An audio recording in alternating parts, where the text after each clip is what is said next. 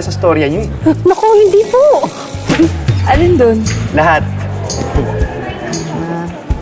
Sana nga hindi na lang totoo eh. O ano? Yan din sabi ko sa kanya. Kaya mo ba ako dinala dito? Ay, gusto rin i-flex si Sol yung school namin. Yung mga taga-ibang school nagpupunta pa rito para mag-date eh. Ray, alam mo, oo, daldal mo masyado, no? Sige. Ara! Tara, Halika dito! Ara! Bilis!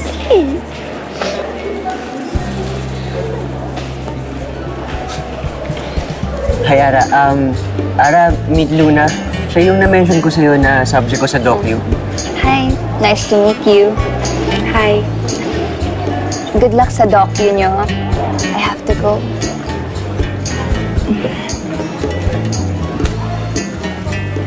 May nagawa bang masama? Hindi, wala. Liga, iyan mo na yan. Okay lang yan. Love triangle. Grabe pa talaga. Ito yung pala yung building ng... Okay. So, mabalik tayo sa nursing. Yun ba talaga yung childhood dream mo?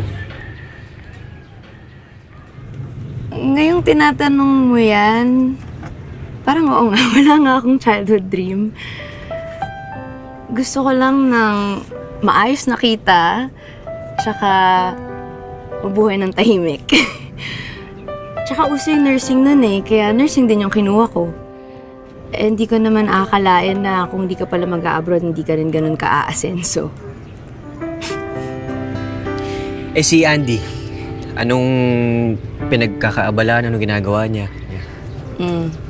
Doon kami magkaiba kasi si Andy, nung bata pa lang siya, alam niya na gusto niya maging basketball player. Lagi nga siyang naiimbitahan sa mga palarong pambansa, tapos hanggang sa na-discover siya, naging scholar siya nung college. Ang dream niya nga maglaro sa Japan eh, pero yun nga, na-injure siya. Wait, cut ko muna. Okay na siguro to. Okay. Ikaw, ba't ito yung course mo? Pangarap ko talaga maging filmmaker. Para maikwento tsaka ma-share yung buhay ng everyday people. Paano? Eh, para kang bini-baby nitong school mo eh. Huh? Paano bini-baby? Grabe ka naman. Nakakinig kami. Tingnan mo, ang lambot ng kamay mo. Halatang wala kang ginagawang gawaing bahay. Ganun ba yun? Oo.